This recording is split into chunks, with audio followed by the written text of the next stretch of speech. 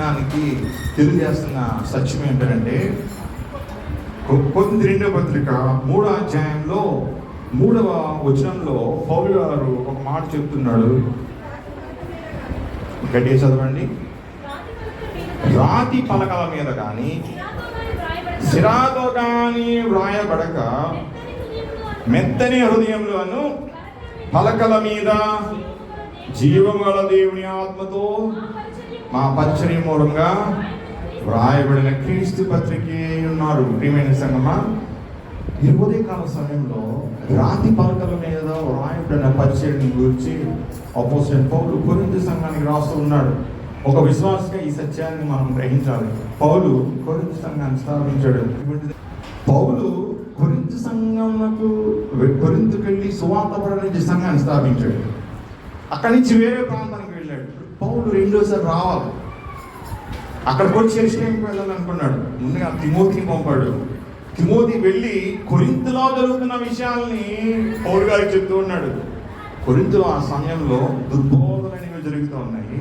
పునరుత్థానం లేదు అనే తప్పుడు బోధనలు అక్కడ జరుగుతూ ఉన్నాయి. క్రీస్తును గూర్చిన సువార్తను వక్రీకరించి బోధిస్తూ ఉన్నారు.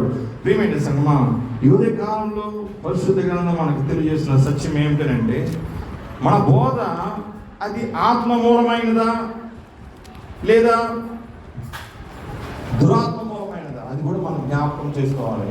కొరింథీ సంఘంలో అటువంటి దుర్బోధలు అనేవి ఆ కాలంలో ఉన్నాయి. కొరింథీ 2వ పత్రికలో 11వ అధ్యాయం 4వ వచనంలో పౌలు ఒక మాట ఇక్కడ రాస్తున్నాడు. ఏలయనగా వచ్చిన వాడు ఎవడైనా ఎవడో వచ్చాడంటే అక్కడికి ఆ సంఘానికి వచ్చి ఏం చేస్తున్నాడంట చదువుతున్నాం. మేము ప్రకటింపని మరి యొక్క యేసును ప్రకటించినను. యేసునే ప్రకటించాడు, కానీ యేసు కాదు, మరి యొక్క యేసు అంట. యేసు ప్రభువును ప్రకటించలేదు, అతను వేరొక యేసును ప్రకటించాడంట. లేక మీరు పొందని మరి యొక్క ఆత్మను పొందినను. అందుకని మనం ఆత్మను పొందినప్పుడు దైవాత్మ కాదో మనం పరిశీలించుకోవాల్సిన ఆవశ్యకత ఉంటుంది. ప్రియమైన సంగమా, మీరు పొందని మరి యొక్క ఆత్మను మీరు పొందినను, మీరు అంగీకరింపని మరి యొక్క సువార్త మీరు అంగీకరించినను. సువార్త కూడా అంతేనంట. పౌలు ఏ సువార్తను ప్రకటించాడు, అది కాకుండా ఇంకా సువార్తలు ఉన్నాయంట. దేవుని సువార్త కాదు, యేసుక్రీస్తుని గురించిన సిలువ రక్షణ సువార్త కాదు. అందుకని అంటున్నాడు, మీరు అంగీకరింపని మరి యొక్క సువార్త మీరు అంగీకరించినను, మీరు వారిని గూర్చి సహించుడు యుక్తమే. ప్రియమైన సంగమా, కొరింథీలో ఇటువంటి సందర్భాలు ఉన్నాయి. ఇప్పుడు పౌలు వెంటనే కొరింథీకి వెళ్ళాడు. కొరింథీకి వెళ్ళినప్పుడు పౌలు గారి మీద చాలా తిరుగుబాటు చేశారు వాళ్ళు. ఆ బయట దుర్బోధలు చేసే ఆ బోధకులు కొరింథీలో తిష్ట వేసుకున్నారు. వాళ్ళు పౌలు గారిని సంఘంలోనికి రానివ్వలేదు. ఆ సందర్భంలో పౌలు దుఃఖపడుతూ వెళ్ళిపోయాడంట. సేవకుడు సంఘాన్ని స్థాపించాడు. కొరింథీలో సంఘం పౌలు ఎక్కడికి వెళ్ళినా పౌలుని కొట్టేవారు, రాళ్లతో కొట్టేవారు, దేహమును దుళ్ళగొట్టిన భూమిగా చేసేవారు. పౌలు అలా చేశాడు సువార్త. అందుకే దేవుడు పౌలు రాసిన మాటల్ని పరిశుద్ధ గ్రంథపు మాటలుగా ఈరోజు ధ్యానం చేసుకునేలాగా సంఘమునకు నియమించాడు ఆయన. పౌలు మాటలే ఈరోజు వేసే మాటలుగా మనము వాక్యంగా మనం ధ్యానం చేసుకుంటామంటే దేవుడు ఎంత భాగ్యం ఇచ్చాడు. పౌలు అలా పరిచయం చేశాడు. ఈ కొరింథీ సంఘము నేటి దినాల్లో ఉన్న సంఘాలకి సాదృశ్యంగా ఉంది. మిగతా పత్రికలను చూస్తే పౌలు కొంచెం బాగా రాస్తాడు, గలతీ సంఘాన్ని కొంచెం గట్టిగా విమర్శిస్తూ ఉంటాడు. కొరింథీ సంఘానికి మాత్రం పౌలు తండ్రి అంట. కొరింథీ సంఘానికి పౌలు తండ్రి అంటూ ఉన్నాడు. మొదటి కొరింథీ పత్రికను మనం చదువుతుంటే పౌలు గారు ఆ సంఘమునకు రాయి సందర్భంలో కొన్ని విషయాలను రాస్తున్నాడు. 4వ అధ్యాయంలో 15వ వచనంలో ఏమంటూ ఉన్నాడనంటే, క్రీస్తునందు మీకు ఉపదేశకులు 10,000 మంది అయినను తండ్రులు అనేకులు లేరు. క్రీస్తు యేసునందు సువార్త ద్వారా నేను మిమ్మల్ని కంటిని కనుక మీరు నన్ను పోలి నడుచుకుని వారై ఉండవలెను అని మిమ్మల్ని. పౌలు వెళ్ళిపోయాడు అక్కడి నుంచి. కానీ ఉపదేశకులు చాలా మంది వచ్చేసారంట. ఎంతమంది ఉపదేశకులు ఉన్నా మీకు తండ్రి ఒక్కడే అని అంటూ ఉన్నాడు. అందుకనే అంటున్నాడు, తను ఆ సంఘాన్ని కన్నాడు అని చెప్పడానికి పౌలు ఏమని చెప్తున్నాడు అంటే 15లో మళ్ళా చదువుదాం. క్రీస్తునందు మీకు ఉపదేశకులు 10,000 మంది నన్ను తండ్రులు అనేకులు లేరు. క్రీస్తు యేసునందు సువార్త ద్వారా నేను మిమ్మల్ని కంటిని. ఒక ఆత్మ రక్షించబడాలంటే అది ప్రసవ వేదనండి. బిడ్డల కన్నా ఆ తల్లికి తెలుస్తుంది వాదన ఎలా ఉంటుంది అనేది. ప్రేమైన సంగమా, ఉదయ కాలంలో ఒక సువార్థికుడు అపోస్తలుడు తను స్థాపించిన సంఘంలోనికి ప్రవేశించకుండా అడ్డగించబడిన సందర్భంలో ఒక 1 year, 1 సంవత్సరం ఆ సంఘానికి వెళ్ళలేకపోయాడు. ఆ సమయంలోనే ఉత్తరం రాస్తూ ఉన్నాడు. ప్రేమైన సంగమా, మర్చిపోలేదు, దుఃఖంతో వెళ్ళిపోయాడంట ఆ సంఘం నుండి. మనం కొరింథీ 2వ పత్రికలో మనం చదివితే పౌలు మాట అంటాడు 2:1, నేను దుఃఖంతో మీ అంతకు మరలా రానని నిశ్చయించుకుంటుని. దుఃఖపడ్డాడు, నేను మరలా రాకూడదు, దుఃఖంతో రాకూడదు, నేను సంతోషంతో రావాలి అనుకున్నాడంట. అపోస్తలుడైన పౌలు కొరింథీ సంఘానికి ఆ ఉత్తరాన్ని రాస్తూ ఉన్నాడు. ప్రియమైన సంగమా, ఆ రాసే క్రమంలోనే ఉదయకాలంలో మనకి ఇవ్వబడినటువంటి పాఠ్యాంశాన్ని కూడా చేర్చబడుతూ ఉంది. ఏమంటూ ఉన్నాడు? వారికి ధర్మశాస్త్రాన్ని గురించి చెప్తూ ఉన్నాడు. ధర్మశాస్త్రమును కలిగి నశించిన వారు ధర్మశాస్త్రానుసారంగా తీర్పు తీర్చబడతారంట. ధర్మశాస్త్రం లేకుండా పాపం చేసిన వారు ధర్మశాస్త్రం లేకుండానే వారికి తీర్పు విధించబడుతూ ఉంటుందంట. ప్రియమైన సంగమా, ఉదయకాల సమయంలో పరిశుద్ధాత్మ దేవుడు కొరింథీ సంఘానికి మాత్రమే కాదు, ప్రతి విశ్వాసితో కూడా ఆయన మనతో మాట్లాడుతూ ఉన్నాడు. ఏ రీతిగా మన యొక్క ఆత్మీయ జీవితం ఉదయకాల సమయంలో ఉంది మనం పరిశీలించుకోవాలి. మనం కూడా వ్యక్తిగత జీవితంగా మనం పరిశీలించుకుంటే కొరింథీ సంఘంలో ఉన్నటువంటి వారి వలె మనం ప్రవర్తిస్తున్నామా, లేకపోతే కొరింథీ సంఘంలోనే ఉన్న పరిశుద్ధులాగా మనం ప్రవర్తిస్తున్నామా? పౌలు కొరింథీ సంఘానికి రాసేటప్పుడు అందులో ఉన్న పరిశుద్ధులకి మాత్రమే రాశాడు, అతిక్రమకారులకి వాళ్ళకి రాయలేదు. ఈ పత్రికలు చదివితే మీకు అర్థమవుతూ ఉంటుంది. ఈ పత్రికలు పరిశుద్ధులకు మాత్రమే రాశాడు. ప్రతి సంఘంలో కూడా పరిశుద్ధులైన వారు ఉంటారు. ప్రియమైన సంగమం, ఇక్కడ మనం జ్ఞాపకం చేసుకుంటే కొరింథీ 2వ పత్రికలో 3వ అధ్యాయంలో పౌలు ఏమంటూ ఉన్నాడంటే, కొరింథీ సంఘంలో ఉన్న పరిశుద్ధులతో 3వ వచనంలో, రాతి పలక మీద కానీ శిరాలో కానీ వ్రాయబడక మెత్తని హృదయంలోను పలక మీద జీవం గల దేవుని ఆత్మతో పరిచర్య మూలంగా వ్రాయబడిన క్రీస్తు పత్రిక ఉన్నారని మీరు తేటపరచబడుచున్నారు. తేటపరచబడుచున్నారు అనే మాటకు అర్థం ఏంటంటే కనిపించుచున్నారు అని. కనిపించుచున్నారు. రాతి పలకల మీద ఏం చేస్తారు? సిరాతో రాస్తారు, లేకపోతే రాతి పలకల మీద చెప్తారు. కానీ మెత్తని హృదయాల మీద దేవుని ఆత్మతో సువార్తను రాశారంట. ఎవరి హృదయాల మీద? కొరింథీ సంఘంలో ఉన్న పరిశుద్ధుల హృదయాల మీద. ఈరోజు నీవు పరిశుద్ధురాలుగా పిలువబడుతున్నావు అంటే నీ హృదయం మీద దేవుని ఆత్మ తన చేతితో తన ధర్మశాస్త్రాన్ని రాశాడు. ఎవరి హృదయాల్లో, ఎవరి ఆత్మలో దేవుని ఆత్మ ఆయన చేతి వ్రాతతో దేవుడి ధర్మశాస్త్రాన్ని రాయడం మరి అనువాడు కాదు. పౌలు అదే సత్యాన్ని కొరింథీ సంఘానికి రాస్తున్నాడు. మా పరిచర్య మూలంగా వ్రాయబడిన క్రీస్తు పత్రిక అయి ఉన్నారు అంటూ ఉన్నాడు. ఈరోజు ఒక సంఘము, ఒక పత్రిక, క్రీస్తు పత్రిక. ఈరోజు పత్రికలు మనం చదువుతున్నామని అంటే ఆ పత్రికలు మనకు ఒక సాదృశ్యంగా ఉన్నాయి, ఒక మాదిరిగా ఉన్నాయి. వారు చేసిన తప్పిదాలని గద్దిస్తూ సేవకులు రాసిన ఆ మాటలే ప్రపంచవ్యాప్తంగా నేడు ధ్యానం చేయబడుతున్నాయి. ఎందుకు? మనం సరి చేసుకోవడానికి, దేవుని రాజ్యానికి చేరుకోవడానికి. ఇప్పట్లో ఉన్న సంఘానికి వచ్చే వాళ్ళే ఒక విధంగా అలా ఉన్నారని అంటే అప్పట్లో ఎలా ఉండేవాళ్ళు? పౌరులు దుఃఖపెట్టి పంపారనండి. ప్రియమైన సంగమా, ఇక్కడ మనం జ్ఞాపకం చేసుకుంటే ఇదే అధ్యాయంలో 4వ వచనంలో పౌలు చెప్తున్న మాట ఏంటంటే, క్రీస్తు ద్వారా దేవుని ఎడల మాకు ఇచ్చిన నమ్మకం కలదు. మా వలన ఏదైనా అయినట్లుగా ఆలోచించుటకు మా అంతటి మేమే సమర్థమని కాదు, మా సామర్థ్యము దేవుని వల్లనే అయి ఉన్నది. ఇక్కడ నమ్మిక, ఆధారం అని అర్థం. సామర్థ్యం అనే పదాన్ని ఇక్కడ ప్రియమైన సంగమా, మా అంతటి మేమే సువార్తను మేము చేయలేదని అంటూ ఉన్నాడు. మా అంతటి మేము ఈ రక్షణ కార్యాన్ని మేము ప్రకటించలేదు. ఆ భాగ్యాన్ని మాకు ఇచ్చింది ఎవరని అంటే దేవుడే అంటూ ఉన్నాడు. మాకు సామర్థ్యాన్ని కలిగించిన వాడు ఎవరు? ఆయనే. నమ్ముడు నీవు ఎవరన్నైతే నమ్ము అని సంవత్సరం సాధ్యమని అంటారు. ఇప్పుడు నీ నమ్మిక ఎవరి మీద ఉంటుంది?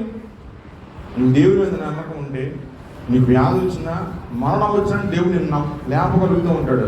ఆయన వింటాడు. చాలామంది అనుకుంటారు దేవుడు చూడట్లే, దేవుడు ఏం చేయలేము. ఆయన అన్నాడు దేవుడు ఏం చేయడండి, దేవుడు క్షమిస్తాడండి. నేను అన్నాను దేవుడు ఏం క్షమించడండి, దెబ్బ కొట్టాడంటే ఇంకేముండదండి అన్నాడు. చెప్తాను సంగమా, జ్ఞాపకం చేసుకోండి. దేవుడు మనకు చెప్తున్నాడు, మన యొక్క ఆధారం దేని మీద ఉంది? దేవుడు క్షమిస్తాడు అని చెప్పి మనం పాపం చేస్తామా? చెప్పండి. చాలామంది అదే కదా, ఆలయానికి వస్తే చాలండి మనం రక్షించబడిపోయినట్టే. నికోలాయితుల బోధలు అలాగా ఉంటాయి. నికోలాయితులు ఏం చెప్తారు తెలుసా? నువ్వు ఒకసారి బాప్తిస్మం తీసుకున్నావు కదా, నీ ఇష్టానుసారంగా నువ్వు జీవించవచ్చు, దేవుడు క్షమిస్తానే ఉంటాడు. ఇది నికోలాయితుల బోధలు.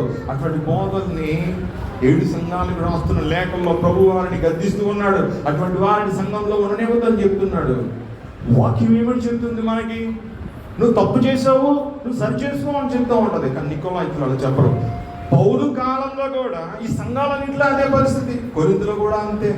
పౌలు అటువంటి దుర్బోధకుల్ని ఖండిస్తూ పోతే వాళ్ళందరూ కలిసి పౌలు మీద దాడి చేశారు. పౌలు అయితే దూరం అయిపోయే సంఘానికి కానీ పత్రికను రాస్తున్నాడు. రాసి వాళ్ళకి బుద్ధి చెప్తూ ఉన్నాడు. ప్రేమైన సంఘమా, తల్లి తన బిడ్డని మర్చిపోతుందా? తల్లి అయినా మర్చిపోతుందంట, కానీ దేవుడు మర్చిపోడంట. సువార్త వలనకు అన్నాడు కాబట్టి, ఆత్మీయ తండ్రి కాబట్టి సంఘాన్ని మర్చిపోవట్లేదు. అయ్యో వాళ్ళు రక్షించబడాలి, యూదుల కొరకు అవసరమైతే నా ప్రాణాన్ని అర్పిస్తాను, నా దేహాన్ని కూడా అర్పిస్తాను అంటున్నాడు పౌలు. దుఃఖపడుతున్నాను అందుకొరకు, నేను నా ప్రజల కొరకు అంటున్నాడు. మరి అన్ని జనుల రక్షణ కొరకు మరి పౌలు ఇంకెంత కష్టపడ్డాడు. తన సమస్తాన్ని, దేహాన్ని కూడా దెబ్బలకు అప్పగించుకున్నాడు, మరణానికి అప్పగించుకున్నాడు పౌలు.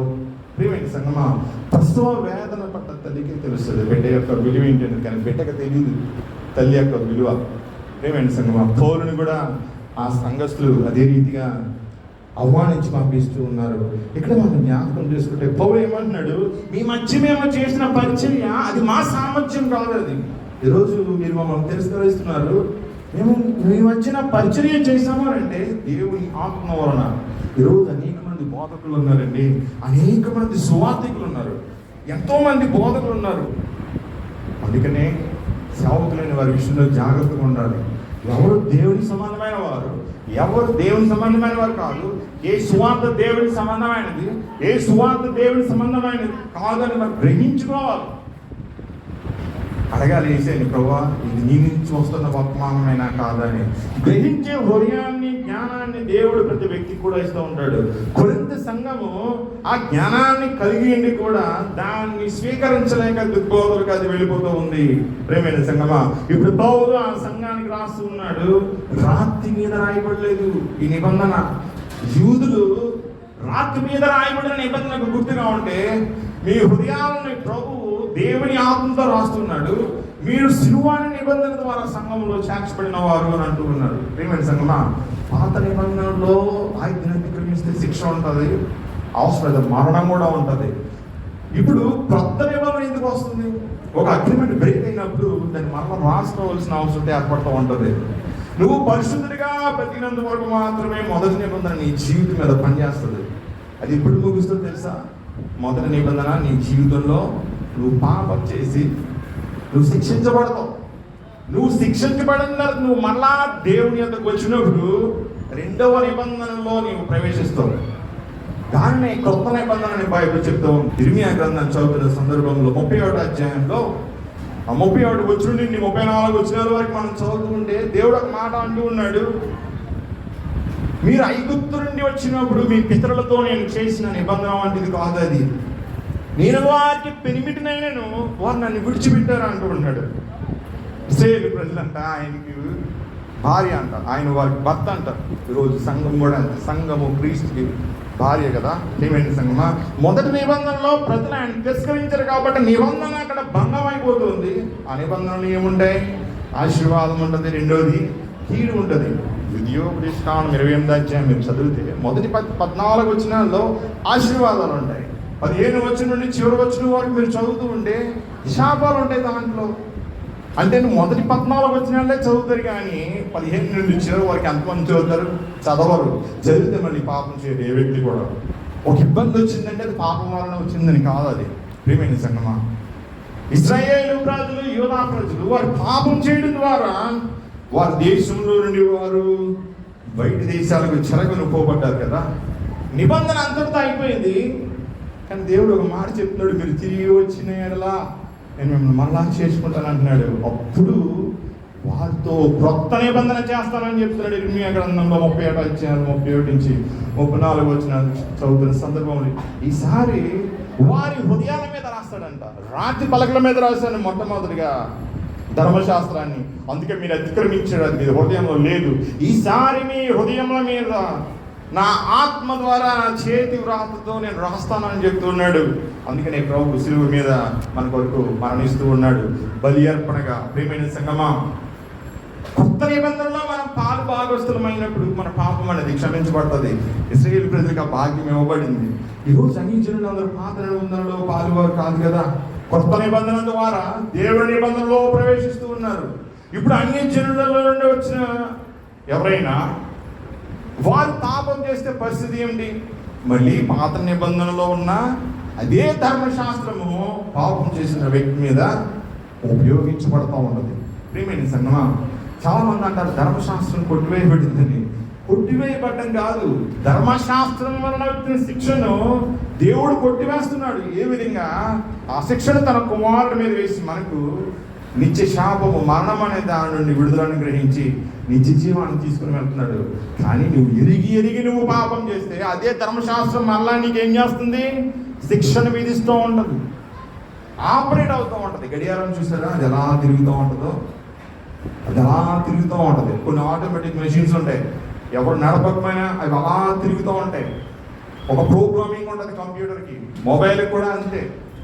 ఉదయకాల సమయంలో పరిశుద్ధ గ్రంథం మనకు తెలియజేస్తుంది ఏంటంటే ధర్మశాస్త్రాన్ని అతిక్రమించిన ప్రతి వారు కూడా శిక్షించబడతారు. మనం క్రీస్తు బిడ్డలమని చెప్పి మనము విడుదలపరచబడ్డాం పాత నిబంధనలు అని చెప్పి పాపం చేస్తే ఎంతవరకు న్యాయం? ఎందుకు చెప్తున్నాడు పౌలు ఈ మాటలు అంటే, మొదటి కొరింథీ పత్రిక 5వ అధ్యాయం మొదటి వచనం చదువుతుంటే పౌలు అక్కడ రాస్తూ ఉంటాడు సంఘానికి, మీలో జాగ్రత్త ఉన్నదని వదంతి కలదు అంటూ ఉన్నాడు. 9వ వచనం అంటున్నాడు, జారులతో మీరు సాంగత్యం చేయవద్దని మీకు రాసి ఉంటుంది. ఆ సంఘంలో జాగ్రత్త అనేది ఉన్నంత కొరింథీ సంఘంలో. ప్రియమైన సంఘమా, దేవుడు పౌలు ద్వారా సంఘాన్ని గద్దిస్తూ ఉన్నాడు. అనేక లోటుపాట్ల సంఘంలో ఉన్నాయి. అందుకనే పౌలు అక్కడికి వెళ్తే వారిని గద్దిస్తాడనే పౌలుని రావలేదు ఆ సమయంలో. ప్రియమైన సంఘమా, ఈ 2వ పత్రికలో 3వ అధ్యాయంలో మనం గమనిస్తే పౌలు 5వ వచనంలో ఏమని చెప్తున్నాడనంటే, ఆయనే అనగా కొత్త నిబంధనకు కారణమైన ఆ దేవుడే పాత నిబంధనకు కూడా కారణం. ఆయనే మమ్మును క్రొత్త నిబంధనకు అనగా అక్షరమునకు కాదు కానీ ఆత్మకే పరిచారకుల మౌడుకు మాకు సామర్థ్యం కలుగజేసి ఉన్నాడు. అక్షరం చంపుని కానీ ఆత్మ జీవింప చేయను. ఇక్కడ పౌలు ఏమని చెప్తున్నాడు? పాత నిబంధన అది మనకి ఏం చేస్తుంది? మార్గాన్ని చూపిస్తుంది, దీవెనిస్తుంది, అతిక్రమిస్తుంది, శిక్షణ కూడా ఇస్తుంది. అయితే ఇప్పుడు క్రొత్త నిబంధనకు దేవుడు మమ్మల్ని పరిచారకులుగా చేశాడంట. ఇప్పుడు సువార్త యొక్క ముఖ్య ఉద్దేశం ఏంటంటే, నువ్వు ఎంత ఘోర పాపివైనా దేవుని సన్నిధానానికి వస్తే నువ్వు పాపుగా ఉండవిక నీతిమంతుడిగా ఎంచబడతావు, నీ పాపం అనేది క్షమించబడుతుంది. ఇది క్రొత్త నిబంధన పరిచర్య. ప్రియమైన సంగమా, పౌలు అంటున్నాడు, దేవుడు నాకు ఇచ్చిన పరిచర్యను మీ మధ్య మేము నెరవేర్చాము అని చెప్పి కొరింథీ సంఘంలో ఆయన రాస్తూ ఉన్నాడు. ఇది మా వలన అయినది కాదు, దేవుని వలన కలిగినది. చాలా మంది అనుకుంటారు, మేము చెప్పాము వాక్యం, మేము చేసాము సేవ, ఏముండదు. చేసినట్టు కాదు. అది సామర్థ్యం ఇచ్చింది ఎవరినంటే దేవుడు మాత్రమే. అందుకనే అన్నాడు, అక్షరము చంపుని కానీ ఆత్మ జీవింపచేయను. ధర్మశాస్త్రంలో ఉన్న అక్షరాలు అతిక్రమిస్తే ఏమవుతుంది? మరణం వస్తుంది. కానీ శిక్షించబడిన వ్యక్తి, నశించిపోవలసిన వ్యక్తి ఈరోజు క్రీస్తు రక్తంలో కడగబడి దేవుని ఆత్మ ద్వారా జీవం కలిగిన వాడిగా ఉండగలుగుతున్నాడు.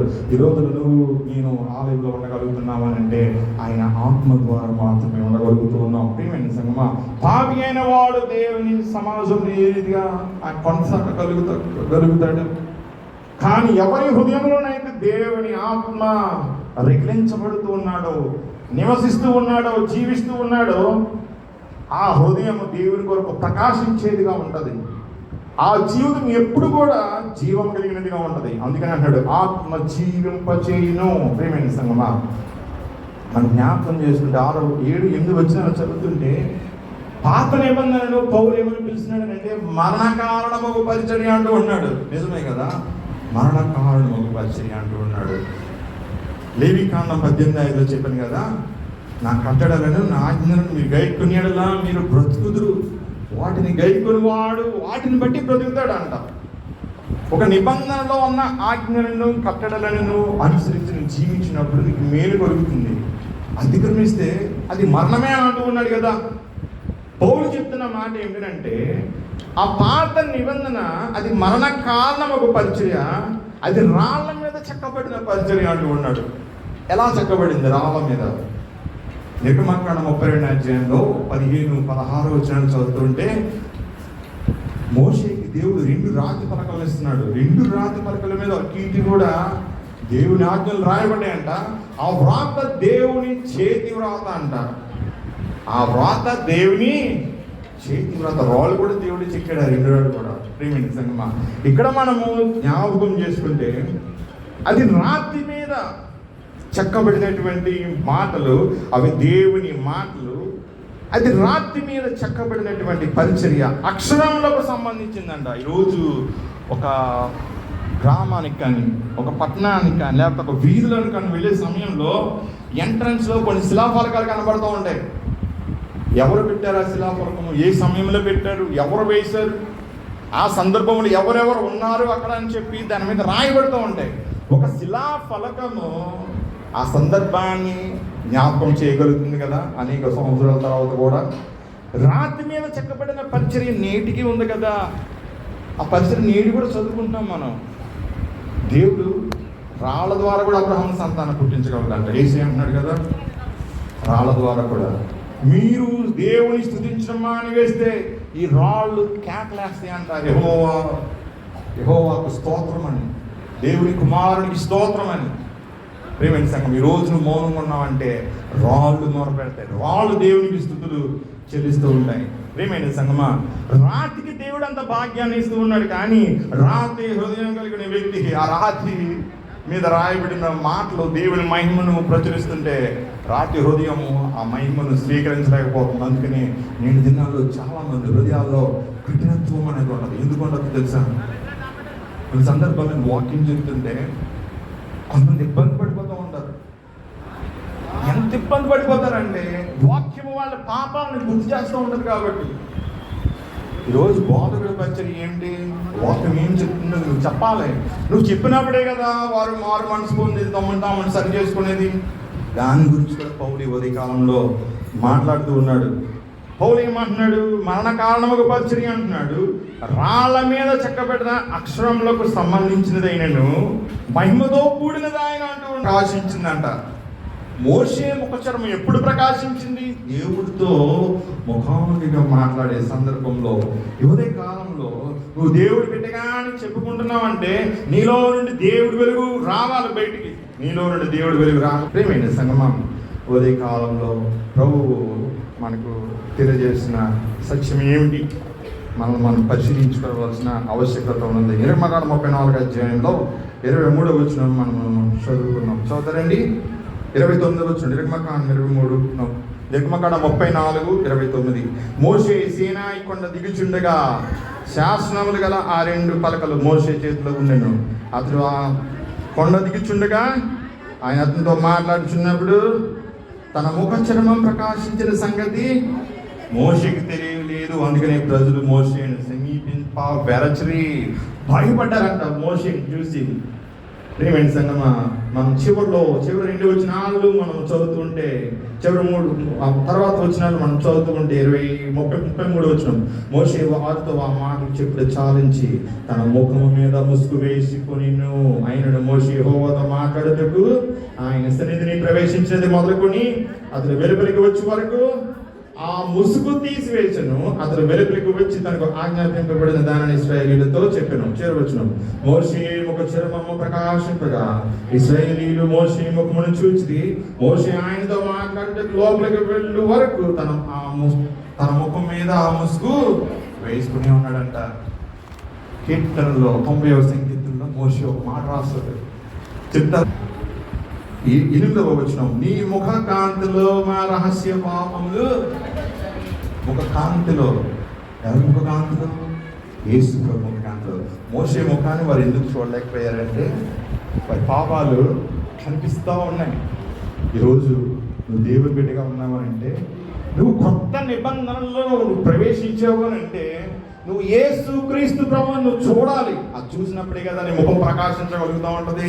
అప్పుడే ఇతరులు నీలో ఉన్న దేవుని వెలుగుని చూడగలుగుతారు. మోషే ధర్మశాస్త్రంలో ఉన్నటువంటి ఆ వెలుగును చూడగలుగుతూ ఉన్నాడు కదా, కానీ ప్రజలు ఎందుకు చూడలేకపోతున్నారు? ప్రజల హృదయాల్లో పాపం ఉంది. మోషే మాత్రం చూడగలుగుతున్నాడు కదా. కానీ మోషే బయటకు వచ్చినప్పుడు ముసుగు వేసుకుంటున్నాడు అంట. ఎందుకు? ఆ ముసుగు వారి పాపాలు, ఆయన ముఖం చూస్తుంటే ప్రజలకి వారి పాపాలు కనబడుతున్నాయి. ఎందుకంటే దేవుడి కాంతి మోషేలో నుంచి అది బయటకు ప్రవహిస్తూ ఉందంట. ఉదయకాల సమయంలో మనం జ్ఞాపకం చేసుకోవాల్సిన సత్యం ఏమిటో చెప్పనా నేను. పౌలు అదే చెప్తున్నాడు కొరింథీ సంఘానికి. ముసుగు వేసుకుని మనం వాక్యమును చదివినా నువ్వు వేస్తే నువ్వు చూడగలుగుతావా? చదువు, నువ్వు బైబిల్ చదువు. ఈ ముసుగును తీసి నువ్వు బైబిల్ చదివితే ఆ వాక్యము వెనకాల ఉన్న వ్యక్తి ఎవరో నీకు కనబడుతుంది. ఒక అద్దం ముందు నేను నిలబడినప్పుడు నీ రూపం కనబడుతూ ఉంటుంది. నువ్వు బైబిల్ అనే గ్రంథం ముందు, పరిశుద్ధ గ్రంథం ముందు నిలబడ్డప్పుడు నువ్వు కనబడుతావు. దాంట్లో ఎలా కనబడతావు? యేసే కనబడతాడు. ఆయన రూపంలో మనం నిర్మించబడ్డ మన సత్యాన్ని మనము మర్చిపోకూడదు. ఎప్పుడు మనం ఆయన రూపంలో మార్చబడతామో తెలుసా? గ్రంథాన్ని దేవుని యొక్క వెలుగులో మనం ధ్యానం చేసిన సందర్భంలో ఆయన రూపంలోనికి మనం మార్చబడగలుగుతాం. యూదులు ఎందుకు దేవుని సన్నిధానాన్ని తోలువేయబడ్డారు? ధర్మశాస్త్రాన్ని ఇచ్చాడు దేవుడు వారికి, అయినా సరే వారు వెలివేయబడ్డారే దేవుడి సన్నిధానంలో నుండి. ఎందుకో తెలుసా? ధర్మశాస్త్రాన్ని మోసే ముసుగు వేసుకున్న రీతిగా వారు కూడా ముసుగు వేసుకుని అజ్ఞానంతో, అంధకారంతో ఆ గ్రంథాన్ని వారు చదివారు. కానీ నేటికి అలాగే చదువుతూ ఉన్నారు. వాళ్ళు సత్యాన్ని గ్రహించలేకపోతున్నారు. ఆ బలి అర్పణల వెనుక దాగి ఉన్న మర్మం ఎవరో కాదు, యేసుక్రీస్తు ప్రభు అని. ఆ సత్యాన్ని గ్రహించిన సంఘము క్రైస్తవ సంఘము. ప్రేమైన సంఘమా, యూదులకి క్రైస్తవులకి గల వ్యత్యాసం ఏంటంటే, క్రైస్తవుడు ముసుగులేని ముఖంతో వాక్యంను ధ్యానం చేస్తూ ఉన్నాడు, చదవగలుగుతూ ఉన్నాడు, క్రీస్తుని చూడగలుగుతూ ఉన్నాడు. యూదుడు కూడా బైబిల్ చదువుతున్నాడు కానీ క్రీస్తుని చూడలేకపోతున్నాడు, క్రీస్తుని అంగీకరించలేకపోతూ ఉన్నాడు. ప్రియమైన సంఘమా, పౌలు ఇప్పుడు వారికి ఆ సత్యాన్ని తెలియజేస్తూ ఉన్నాడు కొరింథీ సంఘానికి. పౌలు ఎక్కడికి వెళ్ళిన ఒక ప్రాబ్లం ఏమిటంటే, యూదులు కూడా అక్కడికి వచ్చేసి పౌలుని కొడతా ఉండేవారు. ఎందుకంటే పౌలు క్రీస్తుని ప్రకటించేవాడు కాబట్టి. అందుకే పౌలు ఈ మాటలు కూడా రాస్తూ ఉన్నాడు అక్కడ. ప్రియమైన సంగమం, కొరింథీ 2:3 మనం చదువుతున్నప్పుడు పౌలు అంటున్నాడు, ఆ పరిచర్య మహిమతో కూడినదైనందున మోషే ముఖం మీద ప్రకాశించుచుండిన ఆ మహిమ తగ్గిపోవునదైనను ఇశ్రాయేలీయులు అతని ముఖము తీరి చూడలేకపోయింది. ఇట్లుండగా ఆత్మ సంబంధమైన పరిచర్య మరింత ఎక్కువ మహిమ గలదైనను. ఆ పరిచర్యే తగ్గిపోతూ ఉంది, అయినా అది మహిమ గలదిగా ఉంది కదా. మరి ఇది ఆత్మ సంబంధమైన పరిచర్య. ఈరోజు నువ్వు ఆలయంలో ఉన్నావు, ఇది ఆత్మ సంబంధమైన పరిచర్య. రాళ్ల మీద చెక్కబడిన పరిచర్య కాదు. రాళ్ల మీద చెక్కబడిన పరిచర్యలో చేర్చబడిన వారు దేవుని సన్నిధానాన్ని వెలువెయ్యబడ్డారు. వారు క్రీస్తుని సిలువ మరణానికి అప్పచెప్పారు. వాళ్ళు కూడా వస్తారు ఈ నిబంధనలు, రావాలి వాళ్ళు కూడా. వారి రాక సంపూర్ణమైనప్పుడు దేవుని కుమారుని రాకడ త్వరితగతమవుతూ ఉంటుంది. వారు క్రీస్తుని అంగీకరించడం ఆలస్యం చేసిన కొద్దీ దేవుడు రాకడ ఆలస్యం అవుతూ ఉంటుంది. ప్రియమైన సంగమా, ఆత్మ సంబంధమైన పరిచర్యలో నువ్వు నేను కూడా భాగస్వామైనందుకు మనం అందరం కూడా దేవునికి వందనాలు మనం చెల్లింపబద్ధులమైనాం. పౌలు ఏమంటున్నాడు 9వ వచనంలో మళ్ళా ఏమంటూ ఉన్నాడంటే, శిక్షావిధికి కారణమైన పరిచర్యయే మహిమ కలిగినదైతే నీతికి కారణమైన పరిచర్య ఎంతో అధికమైన మహిమ కలదగును. నిజమే కదా? శిక్షావిధికి కారణమైన పరిచర్య, అగ్రిమెంట్ని అతిక్రమిస్తే శిక్షించబడతారు కదా. ధర్మశాస్త్రం అంటే ఏమిటి? నిబంధన అంటే ఏమిటి? అగ్రిమెంట్ అని అర్థం. మన వాడి కోసం చెప్పాలంటే ఒడంబడిక. నిబంధన అంటే ఒడంబడిక. ఇద్దరు వ్యక్తులు ఒడంబడిక చేసుకుంటారు, మధ్యవర్తి ఉంటాడు.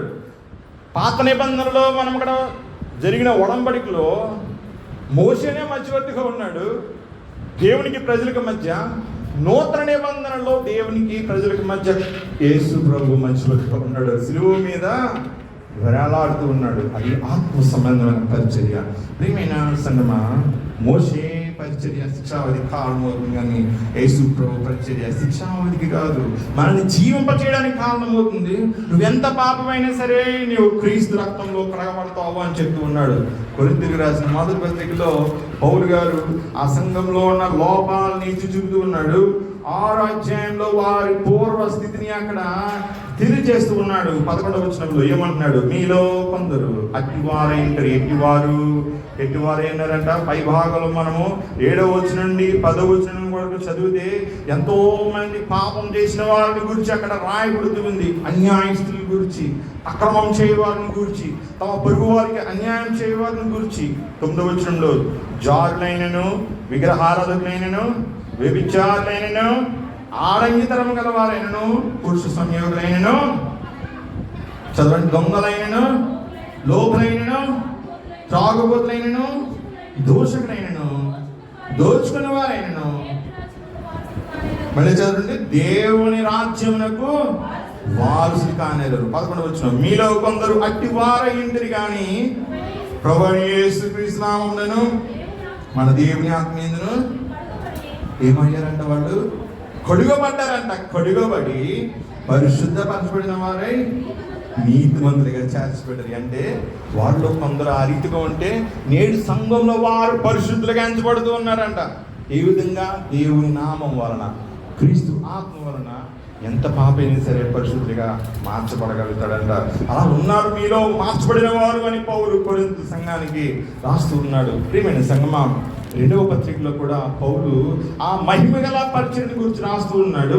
దేవుని ఆత్మ ద్వారా సువార్త అనేది ఆయా వ్యక్తుల హృదయాల మీద రాయబడుతుంది కాబట్టి వారు మరలా అతిక్రమం చేయకుండా, నశించిపోకుండా క్రీస్తు చూపిన మార్గంలో వారు నడవగలుగుతూ రాకడకు వారు సిద్ధపడుతూ ఉన్నారు. ప్రియమైన సంగమా, ఈ 3వ అధ్యాయంలో మనం చూస్తుంటే పౌలు ఏమంటూ ఉన్నాడనంటే, ఈ నూతన నిబంధన పరిచర్య ఎంతో అధికమైన మహిమ కలదగా ఉంటుందంట. ఇప్పుడు చిన్న బల్బ్ తీసుకోండి, 0 వోల్ట్ బల్బ్ తీసుకోండి, 40 వోల్ట్ బల్బ్ తీసుకోండి, 100 వోల్ట్ బల్బ్ తీసుకోండి. వెలుగులో వ్యత్యాసం ఉంటుంది కదా. నువ్వెంత ఎక్కువ వోల్ట్స్ ఉన్న లైట్ తీసుకుంటే నీకు అంత కాంతి వస్తూ ఉంటుంది. నూతన నిబంధన కూడా అంతే. ఈరోజు నువ్వు దేవుని బిడ్డగా ఉన్నావంటే కోటి సూర్యులు కాదు, నువ్వు లెక్క పెట్టలేనంత సూర్యుల కాంతి యేసు ప్రభువులో ప్రవహిస్తూ ఉంది. ఆ కాంతి ఈరోజు నీ ముఖంలో నుండి రావాలి బయటికి. ఎప్పుడు వస్తుంది అంటే ఆయన సువార్త నీ హృదయం మీద ఆయన ఆత్మ ద్వారా, జీవం గల దేవుని ఆత్మ ద్వారా రాయబడినప్పుడు, ఆయన మాటలు నీ హృదయంలో రాయబడినప్పుడు ఎవరో వచ్చి నీకు వాక్యం చెప్పడం అవసరం లేదు. అదే మాట ఇరిమియా గ్రంథం 37:34 వచ్చిన రాయబడుతూ ఉంది. ఎవరు కూడా తమ సహోదరులకి వెళ్ళి చెప్పనవసరం రాదంట. నువ్వు వెళ్ళు, దేవుడి దగ్గరికి వెళ్ళు, ఈయన మన దేవుడు అని కూడా చెప్పనవసరం రాదంట. ఎందుకంటే అందరూ కూడా దేవుని బిడ్డలుగానే ఉంటారు. ఎప్పుడు ఉంటారు? ఆత్మ మీద, దేవుని ఆత్మ ద్వారా మనము ముద్రించబడాలి. మన హృదయముల మీద దేవుని ఆత్మ తన చేతి వ్రాతతో రాసినప్పుడే ప్రతి ఒక్కరం కూడా ఆ స్థితిలో మనము ఉండగలిగే పరిస్థితిని దేవుడి సంఘానికి అనుగ్రహించగలుగుతాడు. ప్రియమైన సంఘమా, 10-11 వచనాలని మనం గమనిస్తే పౌలు మరల ఏమని చెప్తున్నాడనంటే, నూతన నిబంధన గురించి అత్యధికమైన మహిమ దీనికి ఉండటం వలన ఇంతకు మునుపు మహిమ గలదిగా చేయబడినది. ఈ విషయంలో ఇప్పుడు మనం పాత నిబంధనలు పాపములకు బలి అర్పణలు అర్పించబడినట్టు కొత్త నిబంధనలు కూడా మన పాపలకు బలి అర్పణలు అర్పించాలా? అదేంటి సార్, మరి క్రైస్తవుడు కూడా పాపం చేస్తున్నాడు కదా, మరి క్షమించబడాలి కదా అని బలి అర్పణలు అర్పిస్తున్నాడా? అవసరం లేదు. ఒక్కసారి నువ్వు క్షమించబడిన తర్వాత మరలా ఎప్పటికీ కూడా నీకు ప్రభువా నన్ను క్షమించు అని అడగాల్సిన అవసరం రాదు. ఒకవేళ ఆ అవసరం నీకు వస్తూ ఉందంటే నువ్వు రక్షించబడాలంటే లెక్క. తొలి కాలంలో ప్రభు కొరింథీ సంఘానికి అది గద్దింపుడిస్తూ ఉన్నాడు. ఏ రీతిగా ఉంది? కొరింథీ సంఘంలో ఉన్న ప్రజలు ప్రతి సంఘంలో కూడా ఉంటారండి. ప్రపంచంలో ఎక్కడికి వెళ్ళినా ఉంటారు. ప్రియమైన సంఘమా, ఇక్కడ మనం జ్ఞాపకం చేసుకుంటే ప్రభు అటువంటి వారిని గద్దిస్తూ ఉన్నాడు. మనము 12-13 వచనాలు చదివితే పౌలు రాస్తున్నాడు, తగ్గిపోవచ్చున్న మహిమ యొక్క అంతంలో ఇశ్రాయేలీయులు తేరు చూడకుండానట్లు మోషే తన ముఖం మీద ముసుగు వేసుకున్నాను, మేమట్లు చేయక ఇట్టి నిరీక్షణ గలవారమై బహుధైర్యంగా మాట్లాడుతున్నాం. అంటే మోషేకి ధైర్యం లేదా? ధైర్యం ఉంది, ఉండి చదువువాడు. అందుకని మోషే ధైర్యం చేయలేపాడు అక్కడ. కానీ పౌలు ఏమంటున్నాడు, మేము అట్లు చేయక, మోషే మీద మేము ముఖం మీద ముసుగు వేసుకొనక ఇట్టి నిరీక్షణ గలవారమై ఆత్మ రక్షించబడాలి అనే నిరీక్షణతోటి బహుధైర్యంగా మాట్లాడుతున్నాం అంటున్నాడు. 14 వచనం చదువుదామా? అందరూ చదవండి. మరియు వారి మనసులు కఠినములైన కనుక నేటి వరకును పాత నిబంధన చదవబడినప్పుడు అది క్రీస్తునందు కొట్టివేయబడినని వారికి తేటపరచబడక ఆ ముసుకే నిలిచి ఉన్నది. అందుకే వారు నేటికి కూడా క్రీస్తును అంగీకరించలేకపోతున్నారు. యువత కాలంలో నువ్వు క్రీస్తుని ఏ రీతిగా నువ్వు అంగీకరిస్తున్నావు, ఏ రీతిగా నువ్వు ధ్యానం చేయగలుగుతున్నావు?